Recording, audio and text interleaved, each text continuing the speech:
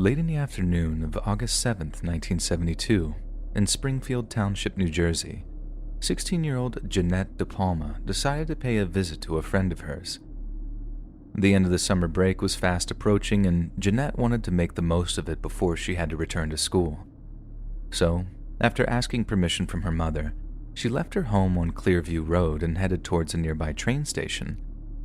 Over at her friend's place, her friend became concerned when Jeanette didn't arrive, but having assumed that Jeanette had simply changed her mind about the visit, she didn't freak out or raise the alarm. However, later that night, when Jeanette failed to return home from her outing, her parents grew increasingly worried for their daughter's safety. The following day, the De Palma family filed a missing persons report with the local Springfield Police Department, and as the days went by, the search for the missing teenager grew ever more intense. Then, on September 19th, just short of 6 weeks after Jeanette first went missing, a man was walking his dog atop a cliff inside of Springfield's Haldale Quarry. At one point, the dog ran off, just as unleashed dogs are likely to do, and according to its owner, it seemed particularly interested in something concealed among a patch of dense foliage. As it began to run back to him, the owner noticed his dog was carrying something in its mouth. He assumed it was a log of some kind, some pale, barkless tree limb that had been bleached by the sun over time. Yet as his dog came closer, the man realized what was clamped between the dog's jaws wasn't made of wood at all. It was a hunk of decomposing flesh in the form of a severed human forearm. He quickly contacted the police, who descended on the quarry in the hopes that they could rule out the possibility of the forearm having once belonged to Jeanette De Palma. After all, this was Jersey in the 70s. It wouldn't be the first dead body to be dumped in a quarry, and it certainly wouldn't be the last. But after scouring the quarry and finding the body that the forearm had belonged to, law enforcement was faced with the grim prospect of contacting the De Palma family to inform them that their daughter had been murdered. Yet as if Jeanette's abduction and murder wasn't frightening enough, the police then had to deal with a considerably more horrifying aspect of the case, and it involved the condition in which her body had been found. According to eyewitnesses, Jeanette's corpse had been disposed of in a deeply unsettling fashion. Whoever had killed her hadn't just dumped her body off of a cliffside known to locals as the Devil's Teeth, but they had arranged a series of sticks and twigs around her body that formed the distinct shape of a coffin. Not only that, but her killer had carved several small wooden crosses out of twigs and sticks before placing them upside down around her lifeless head. Some claimed the shape of a pentagram had been carved out of the dirt underneath her, and that the remains of several mutilated animals had been placed on top of her body. And while law enforcement denied that being the case, they were forced to admit that certain parts of these eyewitness accounts were true. The mysteries of the case deepened when the Union County Coroner's Office reported that they could not identify the distinct cause of Jeanette's death. Neither her dead body nor the clothing she wore at the time of her death showed any signs of bone fractures, bullet holes, or stab wounds. What's more, no drug paraphernalia was found on or around the body, and her remains tested negative for any kinds of narcotics. In the end, when pressed for an estimate on her cause of death, the coroner was forced to deduce that Jeanette had died from some kind of soft asphyxiation, meaning that someone had softly placed a cloth or pillow over her face, slowly preventing her from getting enough oxygen. This was the only way someone would be able to kill her without leaving any signs of their handiwork on the body. But it also raised the question of how someone was able to do something like that without any resistance. If they'd rendered her unconscious through drugs or violence, it would be relatively easy to detect, and if they'd forced the fabric over her mouth and nose while she was still awake, there was a good chance she'd have been able to scratch at her killer, which would leave skin samples under her nails. The coroner reported that this wasn't the case, that Jeanette's nails were clean, and that she couldn't have been restrained in any other way because there was no bruising around her wrists or elbows. The only thing the coroner had noticed was that there seemed to be an unusually high amount of lead in Jeanette's digestive system at the time of her death, but they were also quick to note that she didn't die of lead poisoning, and that the substance could have come from drinking water or food, accumulating over time until there was enough to become detectable. Officially, Jeanette had died of asphyxiation, but unofficially, her death remained a complete and utter mystery. But it was a mystery that local law enforcement was determined to get to the bottom of. Early on in their investigation, 2 homicide detectives received a tip regarding a local homeless man named Red, who lived alone in a wooded area not far from the quarry. The anonymous tipster alleged that Red had fled his woodland campsite not long after Jeanette had been declared missing, and if even he wasn't the man responsible for her murder, he had certainly acted as if though he'd witnessed something he shouldn't have. The Union County Prosecutor's Office issued a warrant for Red's arrest, and after an intense period of questioning, it was determined he'd had nothing to do with Jeanette's death. However, both of the homicide detectives who'd questioned him believed he was withholding information in some way. But even after threatening him with jail time on account of perverting the course of justice, Red still didn't want to give them the full explanation of why he'd fled his woodland campsite. One of these detectives later said that when asked if he'd seen anyone acting suspicious around the area known as the Devil's Teeth, Red had gone completely silent, in a way that suggested that he was fearful of talking about what he'd seen that night. When asked if he'd been intimidated or threatened by those responsible for Jeanette's murder, Red began visibly sweating, yet continued to keep his mouth shut no matter how much the detectives tried to entice him to talk. It was the opinion of this particular homicide detective that Red had been alerted to the goings-on inside the quarry that night, and being a rather curious soul, he'd gone to investigate the eerie noises he'd heard. Whoever was disposing Jeanette's body had then spotted him, pursued him, then intimidated him into silence by threatening him with bodily harm should he ever speak of the things he'd witnessed that night.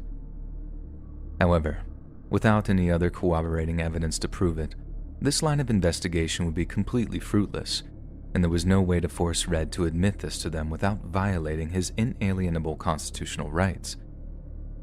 With the Red angle essentially exhausted, the detectives assigned to Jeanette's case continued to fish leads among the De Palma family as well as the wider public.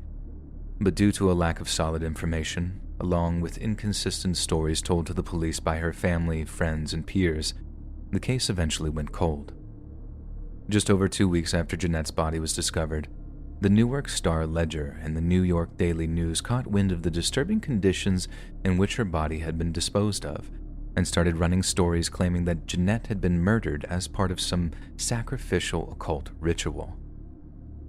James Tate, the pastor of the De Palma family's Assembly of God's Church, seemed to confirm his own personal beliefs in these rumors when he spoke of a local coven of witches who operated inside nearby Watchung Nature Reserve. He said that he had long been aware of the group's existence and said it was only a matter of time before they acted on their ungodly creed to take the lives of his congregation. Having a man of God talk so candidly about such a thing sowed panic among the citizens of Union County, who were still in a state of emotional trauma as a result of the List family murders of the year before. 2 women and 3 children had been shot in cold blood at their home in nearby Westfield before the family patriarch suddenly went missing. The murders weren't solved until the late 1980s when it was discovered that John List himself was responsible for killing his whole family.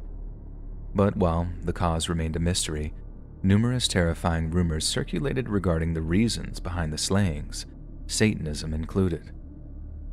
As the years went by and the case grew colder and colder, it seemed to sink lower into the public's consciousness until it was almost as good as forgotten. But then, in the late 90s, a local publication known as Weird New Jersey started receiving a series of anonymous letters relating to Jeanette's murder. Weird New Jersey's chief editor and co-founder Mark Moran claimed to have opened his own personal investigation into Jeanette's death and wrote of discovering a number of inconsistencies and suspicious details surrounding the police investigation. He asserted that upon contacting the Springfield Police Department in regards to the old case files, one officer claimed that they had been lost or destroyed over the years. This officer didn't know the circumstances in which the cases had been lost, but promised to get back to Moran when he'd found out. Months went by, and Moran had to once again contact the department in order to receive answers to his queries. It was only then that, He was told that the file had been lost due to flooding caused by Hurricane Floyd in 1999. However, just weeks later, Moran said he spoke to another officer who told him that the De Palma murder case files were still in their possession, that they had not been lost or damaged, and that the case remained open. Yet when he asked to take a look at these files, Moran was denied the opportunity by an officer who promptly hung up on him. The evasion did not deter Mark Moran from his investigation. In fact, it did the opposite. Moran describes how the inconsistencies in the information he received only spurred him on to discover the truth, and he eventually ended up working with author Jesse P. Pollock to write the book Death on the Devil's Teeth: The Strange Murder That Shocked Suburban New Jersey. In the course of their research, Pollock and Moran uncovered more and more evidence pointing to a possible cover-up, as well as a list of previously unknown suspects and connections to several other unsolved murders, including those of Joan Kramer and Carol Ann Farino. After interviewing several police officers who were involved with Jeanette's case at the time of her death, Pollock and Moran discovered that several were unconvinced regarding the possible narcotics connection.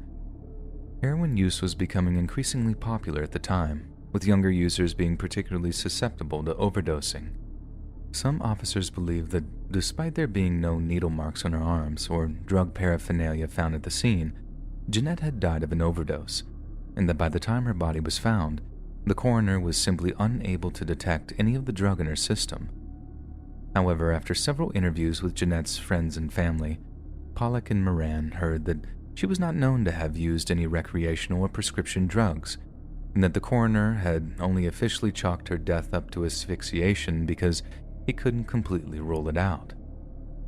A 2021 article from the New York Daily News mentions that an organization named Justice for Jeanette De Palma is dedicated to keeping her memory alive.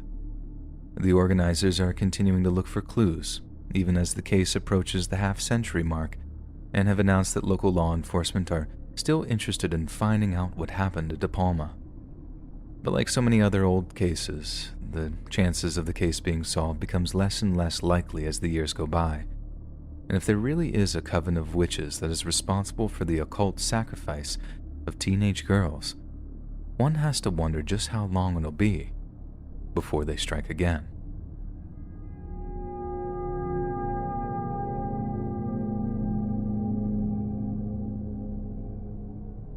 In the far west of Canada lies a body of water known as the Salish Sea. Straddling the Canadian province of British Columbia and the U.S. state of Washington, the Salish Sea includes an intricate network of connecting channels and adjoining waterways, connecting ports and cities such as Vancouver, Seattle, and Tacoma. At first glance, the Salish Sea is a picture of marine serenity, a haven for oceanic wildlife such as sea lions, humpback whales, and orcas. But looks can be deceiving, and scratching the surface reveals a horrifying series of occurrences that stretch back more than 100 years and have some rather terrifying implications. In 1887, residents of the newly incorporated city of Vancouver made a rather chilling discovery. They discovered a boot washed up on a stretch of shoreline, and since leather was still an expensive and heavily coveted commodity at the time, they attempted to retrieve it in hopes of recycling the material. However, upon picking up the boot, the scavengers recoiled in horror when they found that it still contained the remnants of a human leg. News of the incident became entrenched in local folklore and led to the discovery site being named Leg and Boot Square. History repeated itself on July 30th of 1914, when natives from the village of Kimsquit talked of finding a human leg encased in a high boot near the mouth of the Salmon River. The Vancouver Sun reported that, to the best of their estimations, it had belonged to a man who had drowned on the river the previous summer. But how exactly it became detached from its owner remained a mystery. The grim phenomenon either went unreported or subsided completely for almost 100 years, until finally, in 2007, the discovery of dismembered feet made a sudden and rash reemergence. On August 20th, 2007, an American visitor to the Jedediah Island Marine Provincial Park picked up a size 12 Adidas sneaker, one with a sock still embedded inside of it.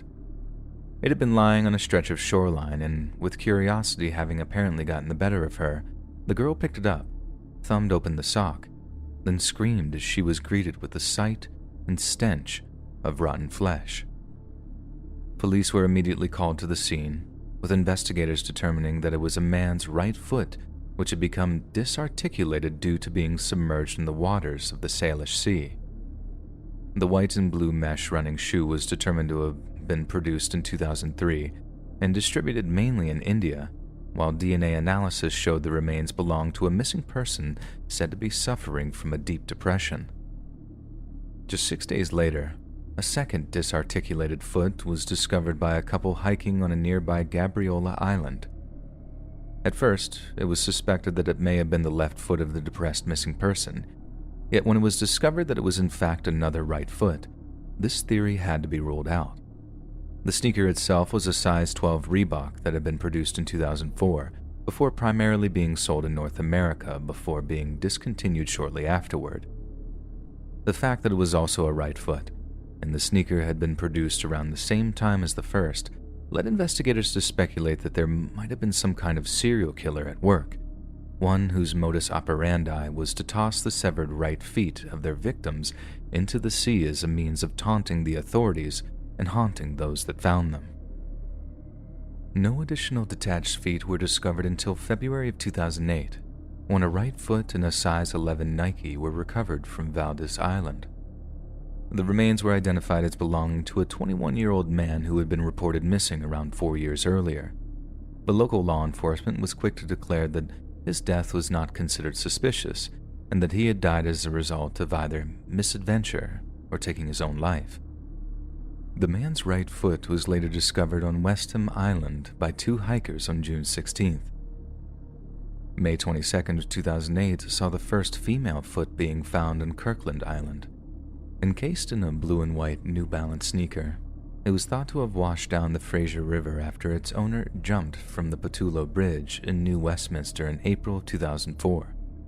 Again, it was speculated that the cause of death was them taking their own life, but the woman in question had no history of depression or any other kind of mental health problems, and she had neglected to leave any kind of note prior to her disappearance. The woman's left foot was found floating in the Fraser River in November of the same year. A few months later, the right foot of a man was found covered in seaweed by a camper on a beach near the town of Piesch in Washington state. The large black-top size 11 athletic shoe was confirmed to contain human bones and flesh by the Clallam County Sheriff's Department, who also determined that the foot had been carried south from Canadian waters. No more severed feet were found washed up on the banks of the Salish Sea for almost a whole year, and some have speculated that this is perhaps the best evidence of a serial killer that currently exists. The massive publicity that the finds generated may have spooked them, causing them to delay any murders or dumping of body parts for a considerable amount of time. It wasn't until October of 2009 that the next detached foot was found, this time in Richmond, British Columbia. The remains were determined to have belonged to a man from Vancouver who was reported missing in early 2008, but the circumstances surrounding his disappearance remained an eerie mystery. The find once again captured the imagination of the public on both sides of the international border, and arguably, this once again caused a potential serial killer to lay low for almost the exact same amount of time, just shy of a year. In August of 2010, a small woman or child's foot was found on the shores of Whidbey Island down in Washington. A detective from the Island County Sheriff's Office released a statement saying the foot would be tested for DNA. But following these tests, there was no match found in any national database that provided a clue to the person's identity. The next foot, discovered on December 5th of 2010, also belonged to a smaller woman or a child and was found on the tidal flats near Tacoma, Washington. The right foot was still inside a boys-style size 6 Ozark Trail hiking boot, and the fact that the feet of 2 separate children were found within just months of each other and in the same area once again fueled speculation of a serial killer. A pattern was clearly forming, one that repeated itself once again where there was a lack of human feet discovered for almost another year. It took until August 30th for another foot to show up, and this time it was discovered near False Creek up in British Columbia. The sneaker in question was a man's white and blue size 9 running shoe and was found floating next to the Plaza of Nations Marina. Unlike many of the other severed feet, this one was still attached to the lower leg bones and had been disarticulated naturally at the knee due to the water. Some argued this was evidence that the whole phenomenon was simply a tragic but natural occurrence, the consequence of the foolish and depressed getting into trouble near the shores of the Salish Sea. But as we all know, it's fairly common for serial killers to switch up their modus operandi in order to throw the cops off their scent. And with heavy speculation blossoming over the origins of the dismembered feet, it's possible that a potential killer might want to make things look as natural and non-suspicious as possible. The next foot was found on November 4th of 2011 on the shores of British Columbia's Sasamat Lake. A man's right foot was found inside a size 12 hiking boot in a pool of fresh water by a group of campers, and in January of 2012, it was identified as belonging to a local fisherman who went missing in 1987. Unbelievably, the Canadian police released a statement saying that the foot separated naturally from the body and do not suspect foul play, even though it wasn't clear exactly how the man had gone missing. Just over a month later, near Seattle's Lake Union, a human leg bone and foot were found wrapped in a black plastic bag under the Ship Canal Bridge, and by January the following year, the Seattle medical examiner had not identified the victim or determined their cause of death. At this point, it's almost like someone was trying to draw attention to the idea that these were no mere accidents. Whoever had tossed the foot into the Salish Sea had taken the time to remove the person's shoe or boot before wrapping it in a plastic bag, almost like they had dithered between not wanting to be caught, but then seeking the infamy of the public knowing there was a serial killer on the loose. After this, between January of 2012 and January of 2019, 8 more human feet, all belonging to different people, have washed up in various places on the shores of the Salish Sea. And while many still chalk the incidents up to a tragic accident and fatal misadventures, I'm very skeptical that such a bizarre and frightening phenomenon can be explained away so easily. If you ask Gail Anderson, a leading entomologist at British Columbia's Simon Fraser University, body parts such as hands, feet, or even a human head can often detach as a result of water-submerged decomposition due to the relatively weak cartilage-based attachment to the greater torso. Such extremities rarely float, but then add a mostly rubber foam sneaker into the mix, or even decomposition-related gases, and you have something that could float for miles before ending up washed ashore somewhere. That still doesn't quite explain how these people's bodies got into the water, but it certainly might rule out the possibility of a serial killer cutting off their feet and tossing them into the sea as a way of frightening law enforcement and the media. However, ask certain members of law enforcement about the incidents, and we get a rather different answer. Both American and Canadian homicide detectives have spoken of how frighteningly unusual it is to find only the feet of the deceased parties, but no other body parts. Some have even mentioned that the odds of finding 2 dismembered feet from the same corpse and still not finding any other body parts washed up has to be around 1,000,000 to 1. Even one of the detectives assigned to one of the cases referred to it as nothing short of an anomaly. Even more suspicious is how close some of the feet have washed up in relation to one another, suggesting that some of them really had been tossed into the water at a very particular location, with set currents taking them in similar directions across the Salish Sea. Over the years, many strong but incomplete arguments have been made which support the idea that the Salish Sea feet are not the result of foul play, but I cannot help but notice a certain pattern which seems to emerge throughout the discoveries. First of all, the vast majority of the appendages discovered are right feet, with the left feet never being discovered. Secondly, from 2007 onward, the pattern of feet found seemed to fluidly transition from male to female to 2 consecutive discoveries of children's feet. It should also be noted that whenever the discoveries got too much attention, the way in which the limbs appeared to become detached looked more and more natural. Yet when interest in the cases waned to its lowest point, it was made clear that there just had to be some kind of human involvement in the discoveries. The reason behind the Salish Sea's severed feet may well turn out to be some kind of bizarre but natural phenomenon. But between you and me, I wouldn't be in the least bit surprised if they turned out to be the handiwork of some sadistic, foot-loving serial killer. Click the join button to become a member today for exclusive content.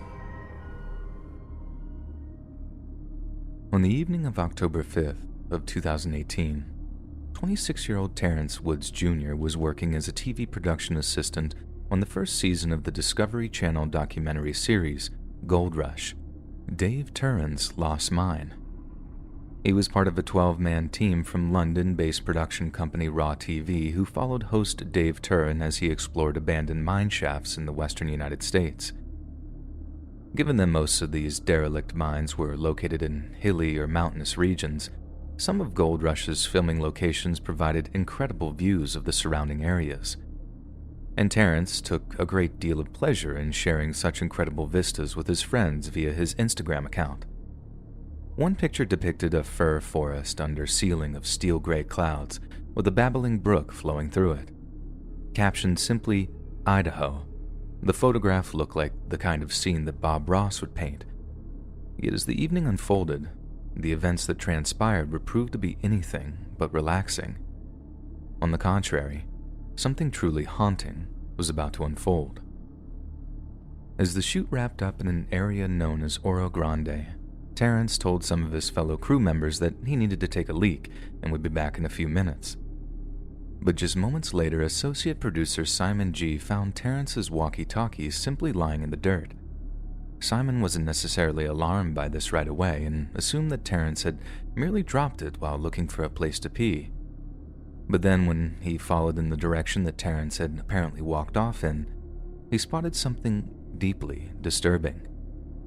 It was Terrence, running down a steep slope at a speed which Simon later described as being faster than he had ever seen anyone run before.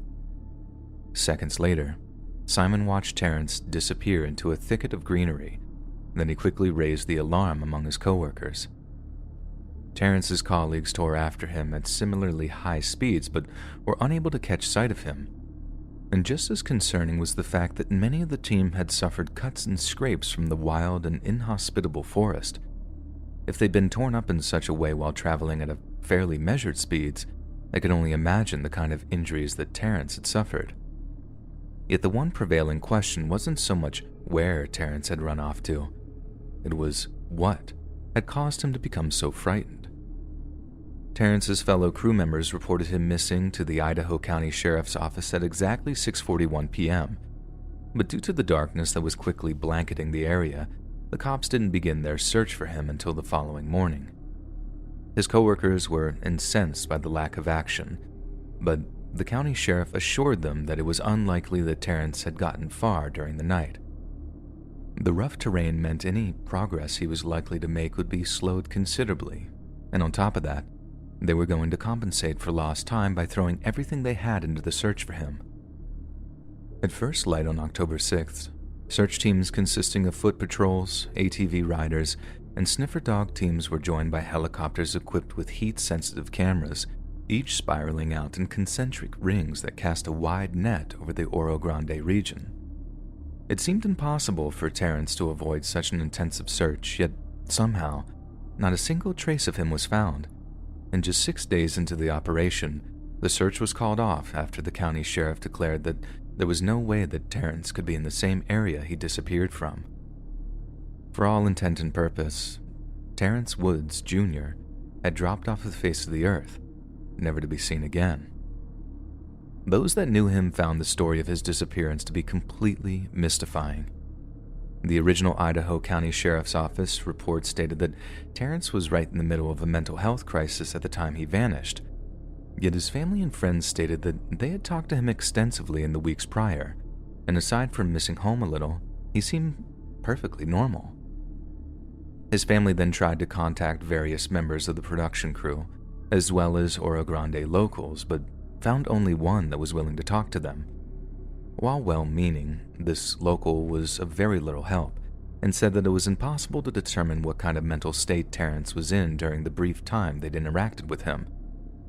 It got to the point where Terrence's parents, Valerie and Terrence Sr., believed that Raw TV was actually trying to cover up the truth of their son's disappearance. Each asserted that Terrence was a responsible, intelligent young man who wouldn't just run away unless he'd been completely terrified by something.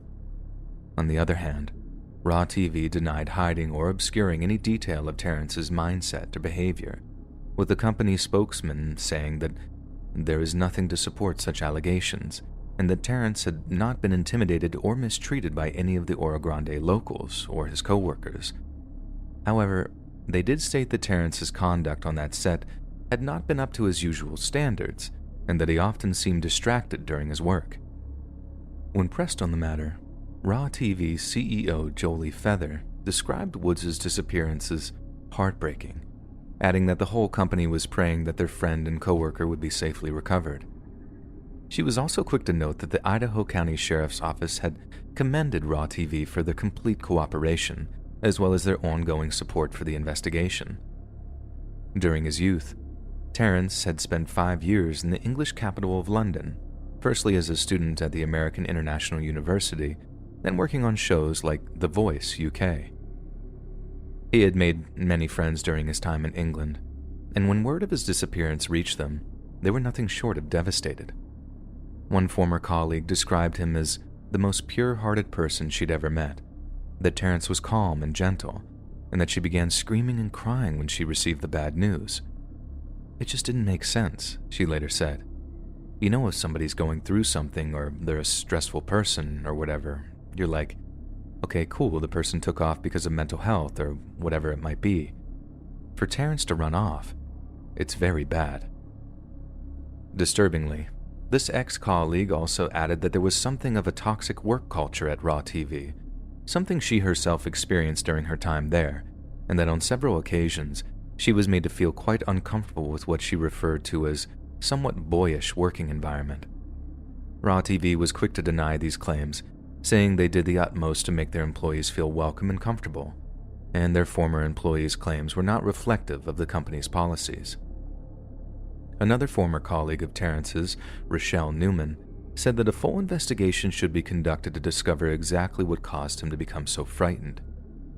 We need a timeline of events from when Terrence arrived in Idaho until they said he disappeared. We need a full investigation into the crew, she said. If it was me who was filming and traveling for work, I would want the same to be done. Rochelle suggested that such an investigation should be entirely civilian-led and urged the Idaho County Sheriff's Office to offer their full support and cooperation. This led to the establishment of an Instagram account entitled @FindTerrenceWoods, which quickly gained upwards of 1,000 followers, all of whom yearned for clarity regarding what happened on the night he went missing. We kept getting conflicting information, said Terrence's mother. One minute the police department are saying the case is closed, and the next, they're saying it's still active. This confusion seems to have stemmed from a law enforcement press release which stated that Terrence's case is open but not active, and very little comfort seems to have been taken in the idea that the sheriff's department would follow up on any new information, and that there is no specific amount of time a missing person case remains active. It remains open as long as the person is missing. Given the complete lack of new information pertaining to Terrence's disappearance, a number of theories have emerged regarding what might have happened, or what he might have seen that caused him to become so terrified. The most prevalent seems to involve accusations of racism among the crew, as well as among the local Oro Grande citizenry.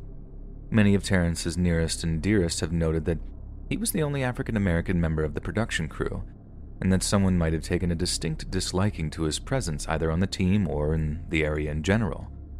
It's been suggested that someone took advantage of the fact that Terrence went off to use the bathroom and attempted to ambush or lynch him during the brief window that he was away from the crew.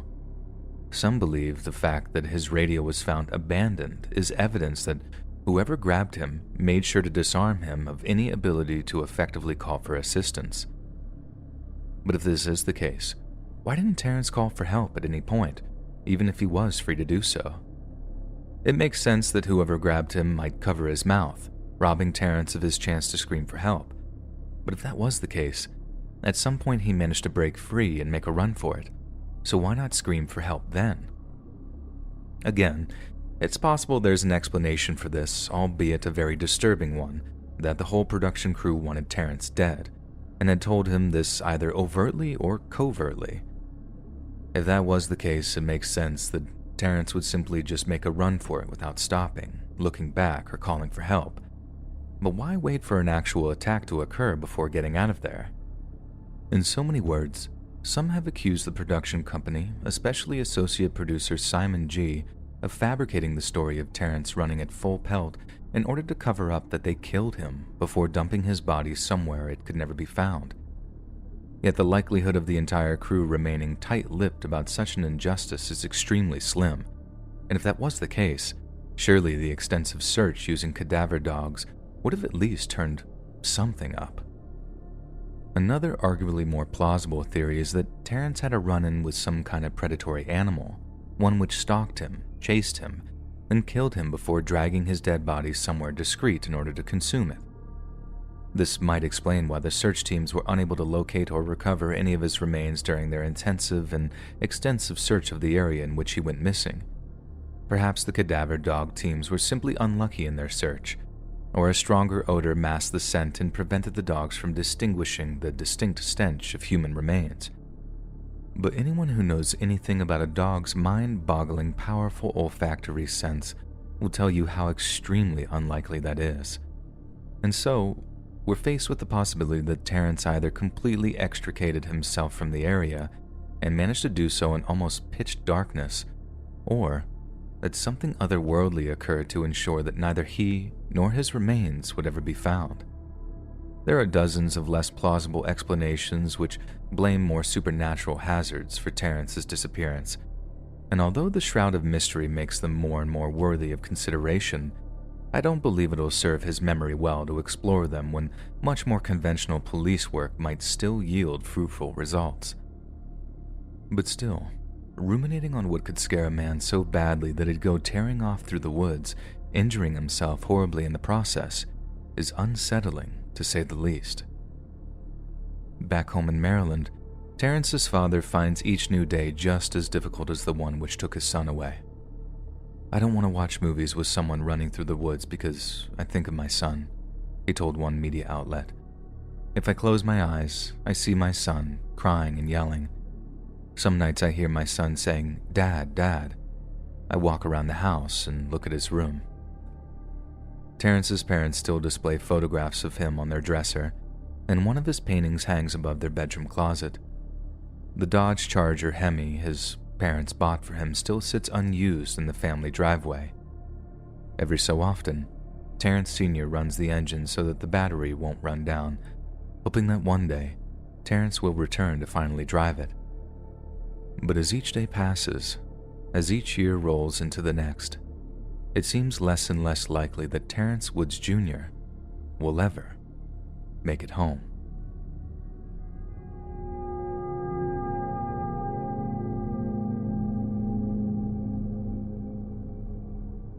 One afternoon, back in January of 1968, a woman named Sandra Jackson was running a bath and heating up a bottle of milk for her 5-month-old daughter, Kimberly. Sandra and her daughter lived in a ground-floor apartment in a small northern English town called Norton, and despite being a low-income single-parent family, they were happy. On the evening in question, while Sandra was waiting for her daughter's bathwater to cool, she began heating up some milk in the kitchen while her daughter was in the apartment's backyard. One has to understand that the layout of the apartment meant the kitchen was home to the place's back door, meaning Sandra could keep a close eye on her daughter while she prepared her bottle. Kimberly was sitting in her baby stroller, one that was equipped with a series of wooden rattles that jangled whenever a breeze blew over them.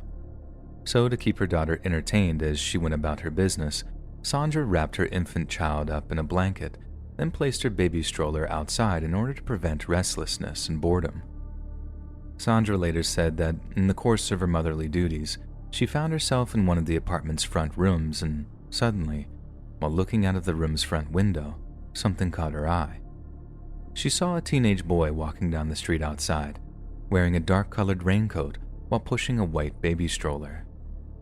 Sandra observed the boy with a kind of casual curiosity, noting that he seemed to own the exact same model of baby stroller that she did. Yet the thought quickly passed as she finished her business in the front room before returning to the kitchen. But the moment the backyard came into view, Sandra's heart began to race, a wild panic setting in as she realized her own baby stroller was missing. The boy hadn't been pushing a similar-looking stroller at all. He'd been pushing her baby stroller, the one containing her defenseless infant daughter. Sandra rushed to inform the local police force that her daughter had been kidnapped, and given that the suspected kidnapper was on foot, they rushed into action in the hopes that they would be apprehended quickly. As law enforcement scoured the area, Sandra remained at home, her terror rendering her almost incapacitated as a pair of elderly neighbors tried but failed to comfort her. Meanwhile, a police officer on the hunt for little Kimberly's kidnapper discovered her stroller abandoned in a parking lot just a short distance away, near a place known to the locals as Billingham Bottoms. Billingham Bottoms was a popular fishing spot and consisted of a medium-sized fishing lake along with several smaller ponds. Given that the stroller was abandoned, the officer kept an eye out for a teenage boy carrying a baby in his arms. But as he walked, he spotted something which took his breath away. Lying face down and fully clothed in one of the area's smaller tadpole ponds was baby Kimberly. She was motionless, having drowned after being tossed into the water, presumably by her teenage kidnapper. Investigators determined that Sandra's backyard was connected to an adjacent alleyway, one which would be publicly accessible as it lacked any kind of fence or a gate.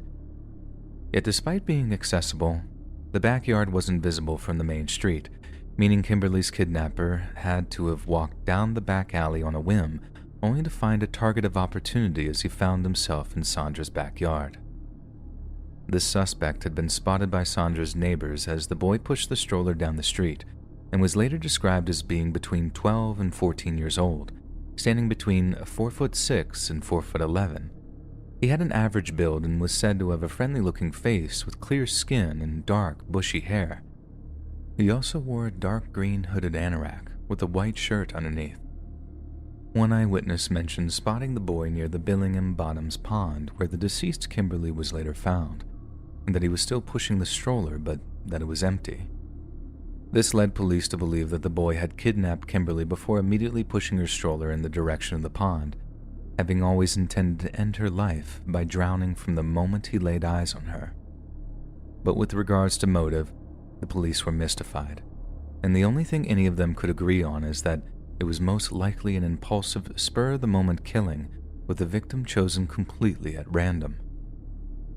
A composite image of the boy was produced by collating eyewitness descriptions of him, and door-to-door inquiries were carried out in the hopes of finding him. The police even accompanied a still-grieving Sandra on a tour of 19 local schools in the hope she might be able to identify him as one of the pupils there. But even after such an extensive examination of local children, Sandra failed to identify any of them as her daughter's kidnapper.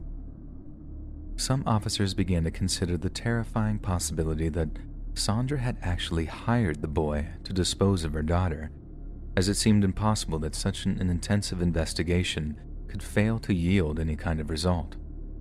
And although it might seem unusual for a mother to leave her child unattended in a backyard, even in frigid January weather, many have attested to the fact that the late 60s were a completely different time, a time when neighbors trusted each other and the wider consciousness of the public was considerably more innocent.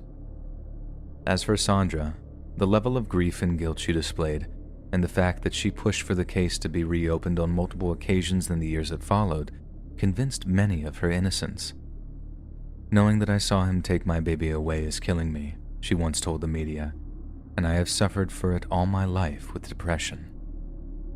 For some, the idea that such a young person could commit such a heinous act was almost too horrible to consider. Unless the boy suffered from some kind of learning difficulty, someone in their early teens is more than old enough to know right from wrong. But what if the boy's intentions hadn't quite been as malicious as many believed?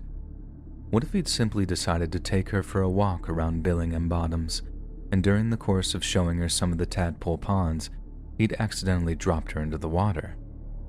Someone with diminished intelligence might easily panic if such an event occurred, or they might not even realize the severity of their actions until it was too late. However, this idea has been rolled out by the fact that Kimberly's kidnapper had removed the wooden rattles from her stroller and was intelligent enough to realize that not only would it make her stroller more recognizable, but they might also attract unwanted attention due to the distinct noise they made. It's extremely unlikely that anyone with any serious learning difficulties or benevolent intentions would think to do such a thing, and this alone is evidence enough that Kimberly's murderer had evil in his heart that day. Yet as the investigation failed to produce any serious evidence, it stalled, with the case eventually turning cold. 36 years later, in 2004, a 57-year-old Sandra Jackson once again called for the investigation into her daughter's kidnap to be reopened. His fingerprints should have been all over the pram, she said in a newspaper article which revisited the details of the case. I want to know if any were kept and if the case can be looked at again. I was young at the time and so naive and didn't understand investigations, but things have come on so far since then. The person who did this may have been arrested since for something and their records be on file, or the guilt they're feeling could make them hand themselves in. As a way of raising awareness for the 3-decade-old crime, the newspaper sensationalized the crime by reframing the killer as an angry young victim of abuse who wanted to hurt someone even more vulnerable than him as a way of getting back at the world. Sadly, the re-examining of the case was fruitless, and to this day, Kimberly's murder remains unsolved. Even more tragic is the fact that in the same year that Sandra appealed for the case to be reopened, her 26-year-old son died of a drug overdose. Having struggled with addiction all his life, Aaron Jackson had been clean for 18 months when he suddenly relapsed, and his death added another layer of tragedy to Sandra's long life of suffering. With every year that goes by, Kimberly Jackson's kidnap and murder becomes less and less likely to be solved as her case becomes increasingly forgotten. But even more unlikely is the idea that her killer would ever forget committing such an act of evil. If there's even a shred of humanity in them, they'll be haunted by the memories of abducting and drowning a 5-month-old child. But then again, there's always the frightening possibility that they look back on their youth, remember the monstrous act they committed with a sickening kind of fondness. Maybe they look back on the day they got back at a world that they didn't understand, or had so horribly mistreated them, and they simply smile.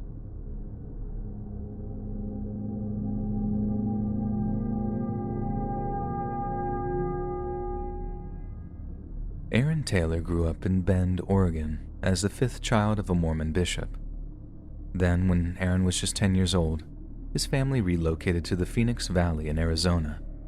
He was an intelligent, well-behaved child, but one that fell in with a bad crowd during his high school years. As a result, he began experimenting with drugs and alcohol, which resulted in a series of run-ins with local law enforcement. Once Aaron reached high school and received a little more freedom, he began to act out. He wanted his friends and other students to accept him, and he began pushing the boundaries, diving into alcohol and drugs and getting into problems with the law. During his mid-20s, Aaron decided to make a positive change in his life, and he attended Grand Canyon University in order to earn a graduate equivalency degree, or a GED. Yet he just couldn't seem to keep himself out of trouble, and ended up going to prison for 7 years after being convicted of burglary. After an early release, he refused any aid from his parents and ended up living on the streets. They made numerous attempts to find him, but none were successful, and tragically they would never again see their troubled young son alive. On Christmas night of 2007, Aaron was sitting outside a Subway sandwich store on the corner of Cactus Road and Paradise Village Parkway. Despite his tough life, Aaron was known as a kind and gentle soul, but he was not without enemies. For quite a while at that point, 3 local youths have made it their mission to make Aaron's life as difficult as possible. Employees of the nearby subway said that they personally witnessed the youths pouring liquids on him, taping him to a bench, getting him extremely drunk, or even throwing him into a fountain. Then, on Christmas night, while in a particularly cruel mood, one of the youths was spotted flicking lit matches onto Aaron's beard. At exactly 6:56 p.m., a call came into the local police station. The caller told the cops that there was a mannequin that was on fire, but when the cops arrived, they discovered it was no mere plastic model that was ablaze. It was Aaron. The security guard from a local Circle K was trying in vain to smother the flames with his jacket, and although one officer attempted to resuscitate him, Aaron was pronounced dead upon his arrival at a nearby hospital. Aaron's friend, a maintenance man for nearby Paradise Valley Mall, was tasked with pressure washing the bench the next morning, only to learn that the area he was pressure washing was the scene of his friend's death. It was Christmas Day. Somebody should have brought him some turkey or something, the maintenance man said in an interview. Instead, somebody burned him alive. To this day, Aaron's murder has never been solved, and despite the campaign of harassment he was subjected to, no one seems to have any idea who his 3 tormentors were. As a result, 3 people are still free to walk the streets, having done something truly obscene to a vulnerable, troubled young man, and having completely gotten away with it. Hey friends, thanks for listening.